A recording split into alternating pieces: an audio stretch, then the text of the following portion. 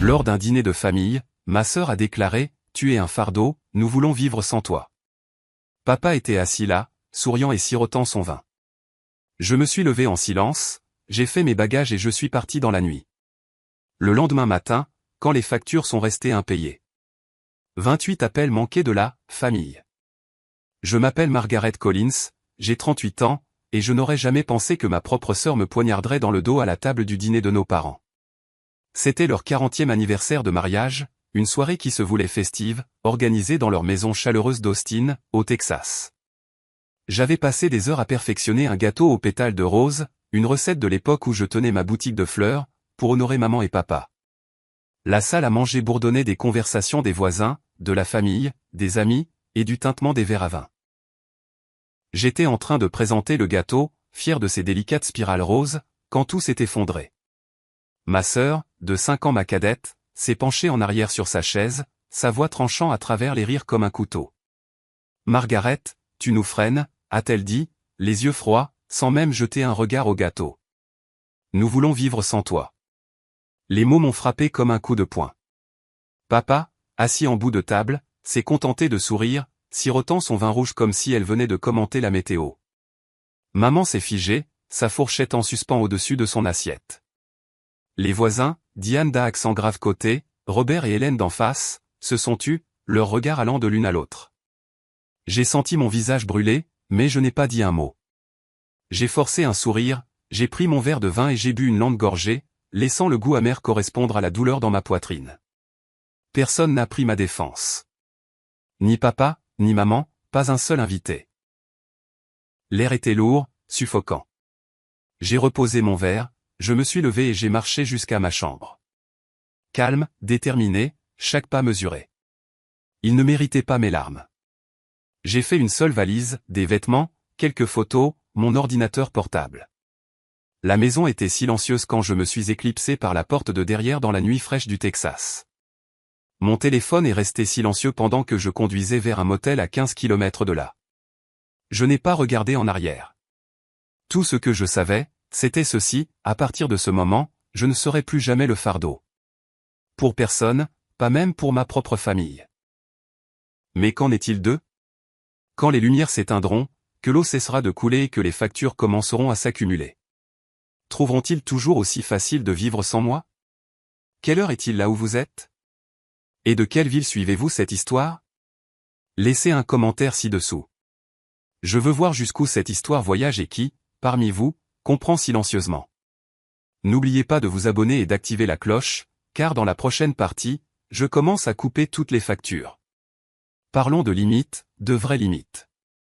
Je me suis réveillé dans la chambre du motel, le bourdonnement du climatiseur étant le seul son qui brisait le silence.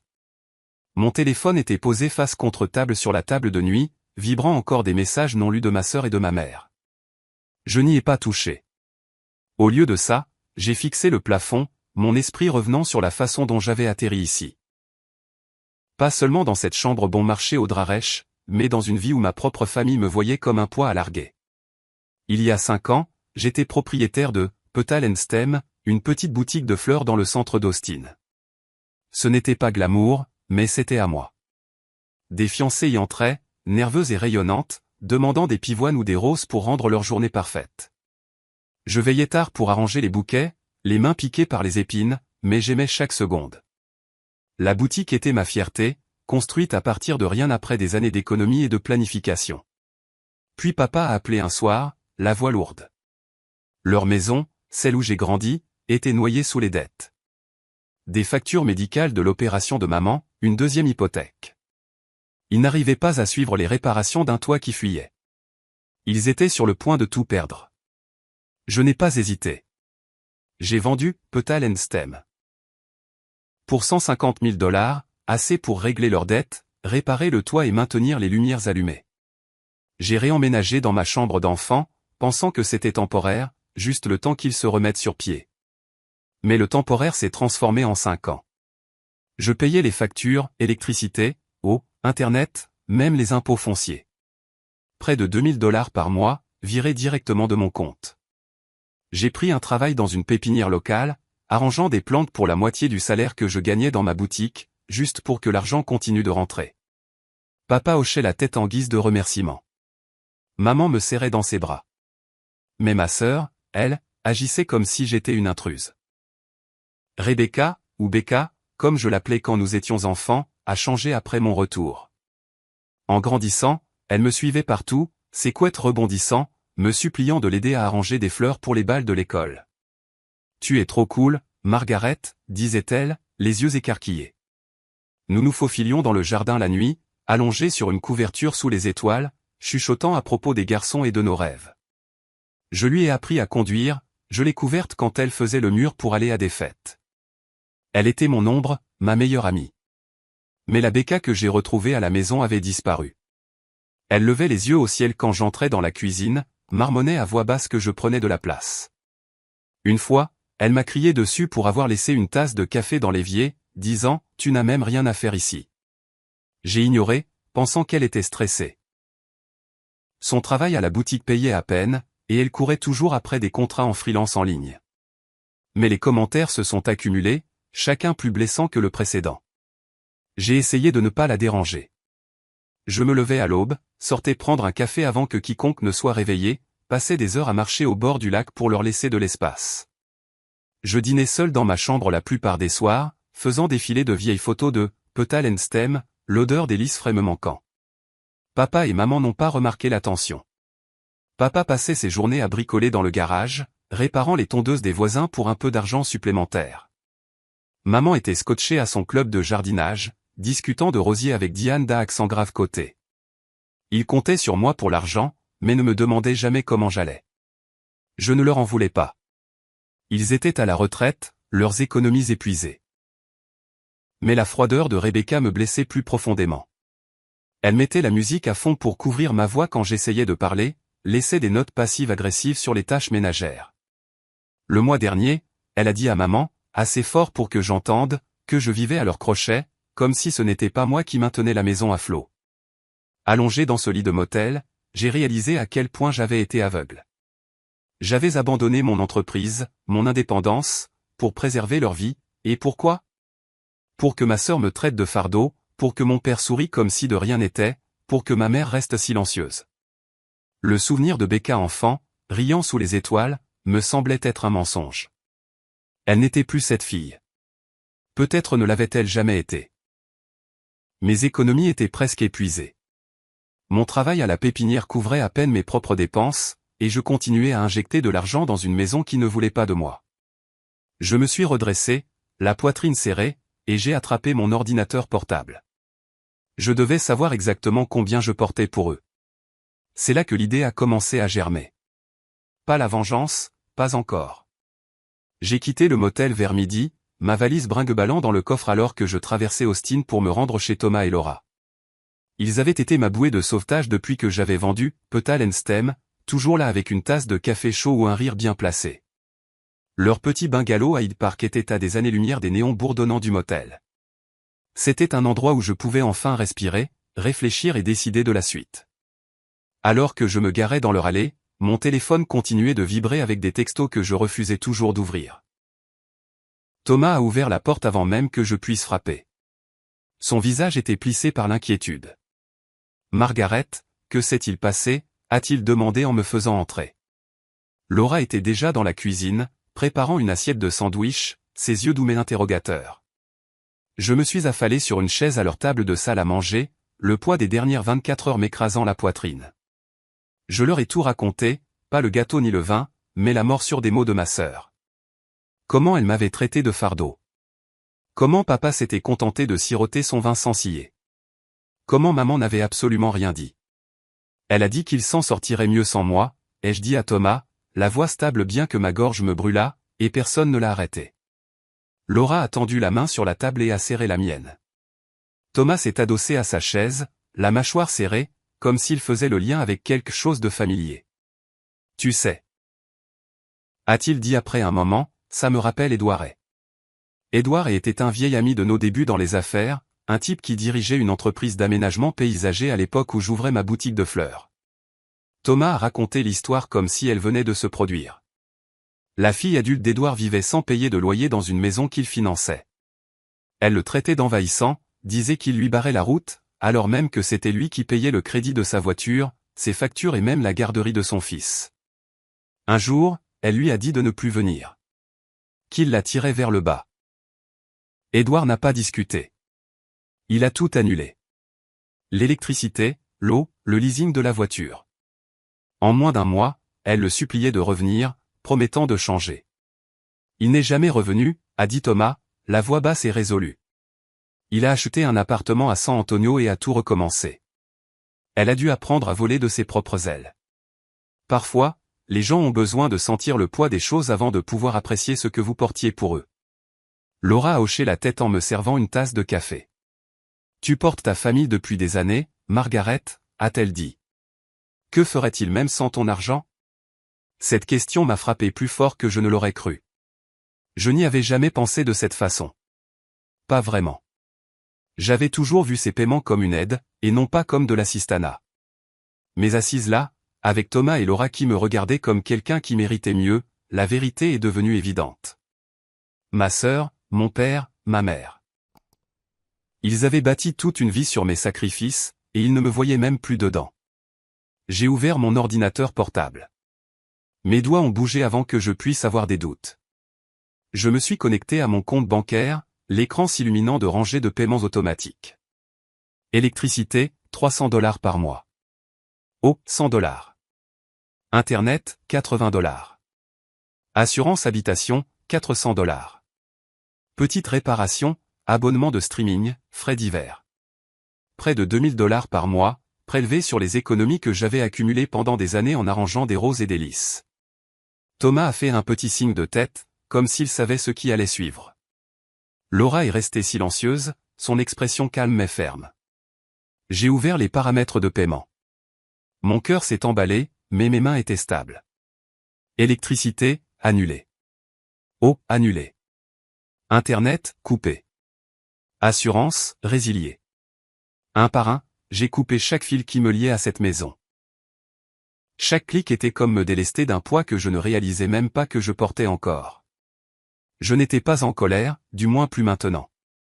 Je me sentais lucide, plus lucide que je ne l'avais été depuis des années. Il voulait vivre sans moi. Soit. J'ai fermé l'ordinateur portable. Thomas m'a posé une main sur l'épaule. Tu as fait ce qu'il fallait, a-t-il dit. Laura m'a offert leur chambre d'amis, me disant que je pouvais rester aussi longtemps que nécessaire. Je les ai remerciés. Ma voix était plus basse, mais ma décision était solide. Mon téléphone a de nouveau vibré. Un autre message, probablement de ma sœur ou de ma mère. Je ne l'ai pas regardé. Pas encore. Je n'étais pas prête à entendre des excuses.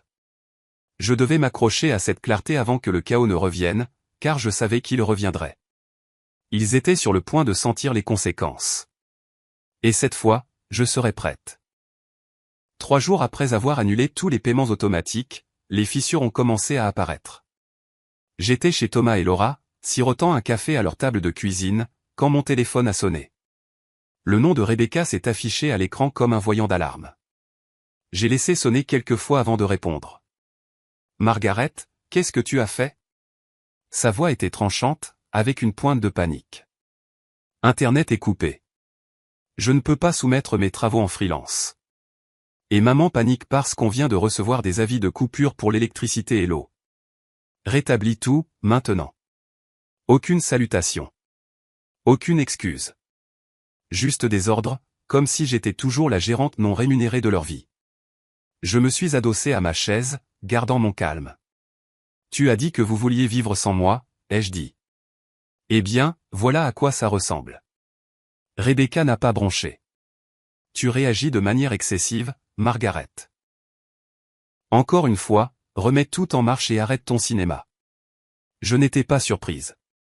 Elle avait le don de retourner chaque situation pour me faire sentir que j'étais le problème.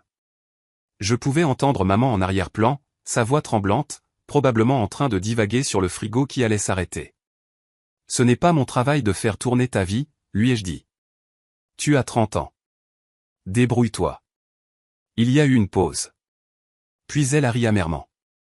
Tu es si susceptible. Personne ne veut de toi. Voilà exactement pourquoi. Puis elle a raccroché. J'ai posé le téléphone. Mes mains ne tremblaient pas, bien que ma poitrine me brûlât.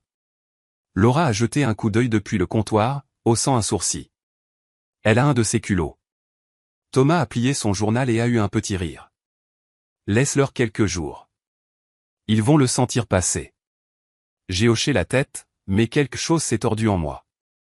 La voix de maman, nerveuse, désemparée, persistait. Elle n'avait pas pris ma défense ce soir-là. N'avait pas dit un mot, mais elle était toujours ma mère. Étais-je en train de la punir, elle aussi? J'ai chassé cette pensée. Ils avaient laissé Rebecca parler pour eux tous. C'était leur choix. Plus tard dans l'après-midi, maman a appelé. Sa voix était douce et suppliante. Margaret, ma chérie, s'il te plaît. La maison tombe en ruine. Rebecca ne peut pas travailler. Ton père ne peut pas recevoir de demande de réparation sans Wi-Fi. Ne peux-tu pas tout remettre en marche? Nous sommes une famille. J'ai fermé les yeux et l'ai imaginé dans le salon avec ses livres de jardinage, se tordant probablement les mains comme elle le faisait toujours quand elle était anxieuse. Maman, ai-je dit, d'une voix ferme mais pas froide, Rebecca a dit que vous vous en sortiriez mieux sans moi. Tu n'as pas été en désaccord, alors je lui donne exactement ce qu'elle voulait. Il y a eu un long silence. Puis elle a chuchoté, elle ne le pensait pas. Tu sais comment elle est. S'il te plaît, rentre à la maison. Je n'ai pas répondu tout de suite. J'ai pensé aux mois que j'avais passés à marcher sur des œufs dans cette maison, à payer leurs factures, à encaisser les insultes de Rebecca, en espérant, juste en espérant une once de reconnaissance. Je ne reviendrai pas, ai-je dit. Pas tant que Rebecca n'aura pas assumé la responsabilité de ce qu'elle a dit. Maman a essayé de m'interrompre, mais je l'ai arrêtée. Tu l'as laissé dire ça, maman. Papa et toi, vous étiez assis là. Vous êtes tous responsables. Puis j'ai raccroché. Mon cœur battait la chamade, mais je me sentais lucide. Laura, qui avait entendu la conversation, a fait un petit signe de tête. Tu es plus forte que je ne l'aurais été, a-t-elle dit. Je ne me sentais pas forte. Je me sentais juste fatiguée, mais concentrée. Ce soir-là, Rebecca a rappelé, plus en colère cette fois. Tu crois que c'est un jeu, Margaret? Les voisins commencent à le remarquer. Diane est passée, l'air toute concernée, mais je sais qu'elle est juste curieuse. Tu nous fais honte. J'ai failli rire. Leur faire honte, après tout ça. C'est ce qui comptait maintenant. C'est toi qui t'es mise dans l'embarras, ai-je dit. Tu voulais que je parte. Maintenant, je suis parti. Gère tes propres factures. Elle a explosé, me traitant d'égoïste, disant que j'avais toujours été jalouse d'elle. Je n'ai pas pris la peine d'écouter. J'ai mis fin à l'appel et j'ai bloqué son numéro. Thomas est entré juste au moment où je posais le téléphone. Il m'a fait un pouce levé. Il était temps, a-t-il dit. Le lendemain matin, maman a laissé un message vocal. Sa voix était plus basse, presque désespérée. Margaret, on n'y arrive pas sans toi. La facture d'eau est due. Rebecca essaie d'emprunter de l'argent à Diane. S'il te plaît, parle-nous. Je n'ai pas rappelé. Je n'étais pas prête pour plus d'excuses, plus de supplications qui évitaient la vérité. Rebecca avait tracé la ligne ce soir-là, et maman et papa l'avaient laissé faire. Maintenant, ils étaient aux abois, et je n'allais pas débarquer pour les sauver. Pas cette fois. Je suis resté chez Thomas et Laura. J'ai aidé Laura à préparer le dîner, j'ai discuté avec Thomas de sa nouvelle boutique bio. Leur maison était un refuge, un endroit où je n'étais pas invisible. Mais je savais que la tempête n'était pas terminée. Rebecca n'allait pas laisser tomber, et les appels de maman continueraient. Je me suis préparé pour la suite, sachant au fond de moi que j'avais fait le bon choix, aussi lourd qu'il puisse paraître. 2 semaines après la coupure de courant, les fissures dans le monde de ma famille ont commencé à apparaître. J'étais toujours chez Thomas et Laura, m'installant dans leur chambre d'amis, quand j'ai reçu un SMS de Diane, la voisine de mes parents. Tout va bien avec tes parents, disait le message. J'ai entendu des choses. Je n'ai pas répondu, mais je savais ce qu'elle voulait dire. Austin est une grande ville, mais dans les quartiers comme le nôtre, les gens parlent, et la famille Collins devenait un sujet de commérage. J'avais bloqué le numéro de ma sœur, mais les messages vocaux de maman continuaient d'arriver, chacun plus frénétique que le précédent. J'ai écouté le dernier, sa voix faible et tendue. Margaret, nous avons reçu un avis de la banque, disait-elle. Nous sommes en retard sur les paiements de la maison. S'il te plaît, appelle-moi. J'ai effacé le message, mais il est resté dans mon esprit. L'avis de la banque n'était pas une surprise. Sans mes virements mensuels, l'hypothèque, les charges et les impôts s'accumulaient. Ma sœur avait toujours compté sur moi pour maintenir la maison à flot. Son travail à la boutique couvrait à peine ses propres dépenses. Maintenant, sans Internet pour ses contrats en freelance, elle coulait. Thomas m'a surprise en train de fixer mon téléphone et a haussé un sourcil. « Tu ne vas pas flancher, n'est-ce pas ?» a-t-il demandé, à moitié en plaisantant. J'ai secoué la tête. « Ils doivent apprendre », ai-je dit. Mais ma voix n'était pas aussi ferme que je l'aurais voulu. Laura, qui coupait des légumes pour le dîner, a jeté un coup d'œil. « Ils s'en sortiront », a-t-elle dit. « Ou pas. Dans tous les cas, ce n'est plus ton problème. » Le lendemain, je suis passé en voiture dans l'ancien quartier, non pas pour une visite, mais pour récupérer un colis que j'avais fait rediriger vers un bureau de poste voisin. En tournant dans notre rue, j'ai vu Robert et Hélène Parker, le couple d'en face, debout sur leur pelouse, en train de chuchoter. Ils se sont arrêtés quand ils ont aperçu ma voiture, Hélène me faisant un signe de la main maladroit. Je n'ai pas répondu. Diane était dehors aussi, arrosant ses rosiers, ses yeux se tournant vers la maison de mes parents. La pelouse était envahie par les mauvaises herbes, la boîte aux lettres débordait d'enveloppes. J'ai continué ma route, mais l'image m'est restée, la vie de ma famille qui s'effilochait, visible par tous. Plus tard cette semaine-là, j'ai appris par Laura, qu'il avait entendu par une amie commune, que ma sœur avait perdu un gros contrat en freelance. Sans Internet, elle n'avait pas pu livrer les créations pour une marque de vêtements qu'elle courtisait depuis des mois. Le client était passé à autre chose, et Rebecca se débattait. Elle avait pris un poste de nuit dans un supermarché local pour remplir les rayons afin de joindre les deux bouts. Je l'ai imaginé sous des néons, poussant un chariot de conserve, son orgueil blessé. Une partie de moi a ressenti un pincement au cœur. Elle était toujours ma sœur. Mais je me suis souvenu de ses mots au dîner, tranchants et sans excuse. C'est elle qui avait choisi ce chemin, pas moi. Un soir, maman s'est présentée chez Thomas et Laura sans prévenir, le visage tiré, sa gaieté habituelle du club de jardinage disparu. J'étais dans le salon, aidant Laura à trier de vieux albums photos, quand la sonnette a retenti. Thomas l'a laissé entrer, et maman s'est tenue dans l'embrasure de la porte, serrant son sac à main comme un bouclier. « Margaret, nous devons parler », a-t-elle dit d'une voix basse mais urgente. Je suis restée assise, lui faisant signe de s'asseoir sur le canapé. « Assieds-toi, maman », ai-je dit, en gardant un ton neutre. Elle a hésité, puis s'est assise sur le bord, ses yeux balayant la pièce comme si elle avait peur de s'installer. « La banque menace de saisir la maison », a-t-elle dit, ses mots se bousculant. « Rebecca travaille la nuit, mais ce n'est pas suffisant. Ton père essaie de prendre plus de travaux de réparation, mais sans Wi-Fi, il ne peut pas recevoir de commandes. Nous nous effondrons, Margaret. » Ses mains tordaient la lanière de son sac. Et pendant un instant, j'ai vu la femme qui m'avait appris à planter des tulipes. Pas celle qui était restée silencieuse pendant que ma sœur me démolissait.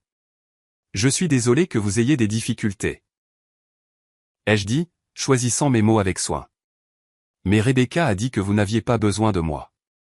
C'est à elle de régler ça. » Les yeux de maman se sont écarquillés. « C'est ta sœur », a-t-elle plaidé. « Elle essaie, mais c'est difficile. Ne peux-tu pas nous aider, juste le temps qu'on se remette sur pied ?» Je me suis penché en avant, la voix stable. « Maman, j'ai payé pour cette maison pendant des années. Les factures, les réparations, tout.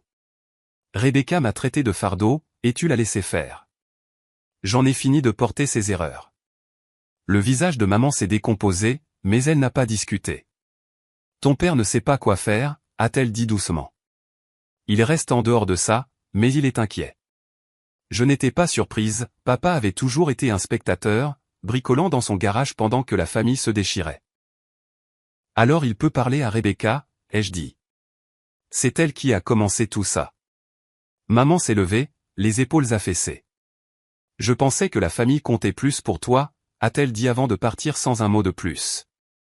Laura, qui était restée silencieuse, m'a serré le bras. « Tu as fait ce qu'il fallait », a-t-elle dit. J'ai hoché la tête, mais le poids des mots de maman est resté avec moi. Les commérages du quartier se sont intensifiés. Diane a raconté à une amie, qui l'a raconté à une autre, que la maison des Collins tombait en ruine. Robert Parker a mentionné les factures de réparation impayées de papa lors d'une fête de quartier. Le travail de Rebecca au supermarché est devenu une blague récurrente parmi les voisins. Bien loin de son image de designer freelance. Je suis resté à l'écart, me concentrant sur mon travail à la pépinière, économisant le peu qu'il me restait. Mais je savais que la pression montait. Ma famille manquait de temps, et je n'allais pas les renflouer. Ni maintenant, ni jamais. 3 mois après mon départ, la maison qui avait abrité mon enfance avait disparu. Ma sœur, mon père et ma mère l'avaient vendue, incapables de suivre le rythme de l'hypothèque et des factures qui s'accumulaient. Diane, la voisine qui ne manquait jamais une occasion de bavarder, m'a envoyé une photo du panneau, à vendre, dans leur jardin, la peinture écaillée et la pelouse toujours en friche. Je n'ai pas répondu, mais j'ai appris par Laura qu'ils avaient déménagé dans un petit appartement de location en périphérie d'Austin, un 2 pièces exigu et loin du quartier qu'ils avaient appelé leur maison pendant des décennies. Les Parker, Robert et Hélène, racontaient à qui voulait l'entendre comment la famille Collins connaissait des moments difficiles, leur chuchotement se propageant lors des fêtes de quartier et des pauses café. Ma sœur affrontait leur regard à chaque fois qu'elle sortait, la tête basse, ses rêves de designer enfouis sous le poids de la réalité. Je ne suis pas allé les voir. J'avais fait mon choix. Et je construisais une nouvelle vie. Avec ce qui restait de mes économies, j'ai acheté un modeste appartement d'une chambre dans le sud d'Austin, un endroit calme près d'un parc où je pouvais marcher et réfléchir. Les murs étaient nus au début, mais j'ai commencé à les remplir de croquis de fleurs roses, lisses, pivoines, des rappels de la boutique que j'avais autrefois possédée. J'ai pris un poste de consultante pour un fleuriste local, les aidant à concevoir des arrangements de mariage et à animer des ateliers sur la composition de bouquets. Ce n'était pas Petal and Stem, mais c'était un pas vers ma réappropriation. Chaque salaire allait sur mon propre compte, pas pour les factures de quelqu'un d'autre. Pour la première fois depuis des années, je dormais sans le poids de leurs attentes. Un matin, alors que je sirotais un café à mon nouveau comptoir de cuisine, une lettre est arrivée. L'écriture était sans équivoque, celle de Rebecca, soignée et délibérée, comme lorsqu'elle m'écrivait des mots quand nous étions enfants. Je l'ai posée sans l'ouvrir, la fixant pendant un long moment. Une partie de moi voulait la lire, voir si elle avait enfin compris, mais une autre partie, celle qui se souvenait de ses mots froids, de ses accusations, savait que ça ne changerait rien. Quand je l'ai finalement ouverte, ces mots étaient plus doux que ce à quoi je m'attendais. « Margaret », commençait-elle. « Je suis désolé pour ce que j'ai dit. J'étais stressé, en colère, mais ce n'est pas une excuse. Je n'avais pas réalisé tout ce que tu faisais pour nous. J'espère que nous pourrons parler. Aucune mention de papa ou de maman. Aucune promesse de réparer les choses, juste un plaidoyer, trop tardif et trop mince. » J'ai plié la lettre et l'ai glissée dans un tiroir à côté de vieilles photos que je n'avais pas regardées depuis des mois. Je n'ai pas répondu. Rebecca voulait une vie sans moi, et je la lui donnais, non par rancune, mais parce que je méritais une vie où je n'étais pas invisible. Le silence de papa. Les supplications de maman. La cruauté de Rebecca. Ils m'avaient montré qui ils étaient, et je n'allais pas revenir en arrière. J'ai bloqué leurs numéros, effacé leurs messages vocaux et laissé la distance grandir. Thomas et Laura prenaient des nouvelles, apportant souvent des plats à emporter ou m'invitant à leur fête dans le jardin. Mais j'apprenais à me tenir debout seul, et cela me semblait juste. Avec le recul, je vois la leçon gravée dans chaque étape de ce désordre. La famille, ce n'est pas seulement le sang. C'est le respect, le soutien mutuel, la volonté de voir les sacrifices de l'autre. J'ai tout donné pour faire tourner leur monde, mais ils l'ont pris pour acquis. Et cela nous a brisés. Rebecca, papa et maman ont appris à la dure que les mots ont un poids, tout comme les choix. Ils se reconstruisent maintenant, à leur manière, et je ne leur veux aucun mal. Mais j'en ai fini de porter leur fardeau. L'autonomie, j'ai appris, est le fondement de tout lien qui vaut la peine d'être conservé. Sans elle, l'amour n'est qu'un mot, vide et fragile. À tous ceux qui ont suivi cette histoire jusqu'au bout, merci. Votre temps, votre attention, cela signifie plus que je ne saurais le dire. J'ai partagé cela parce que je sais que certains d'entre vous se sont sentis invisibles, mal appréciés par les personnes pour qui vous donneriez tout. Vous avez porté leur poids pour ensuite être mis de côté. Je vous vois, et je suis reconnaissante pour chaque moment que vous avez passé avec moi.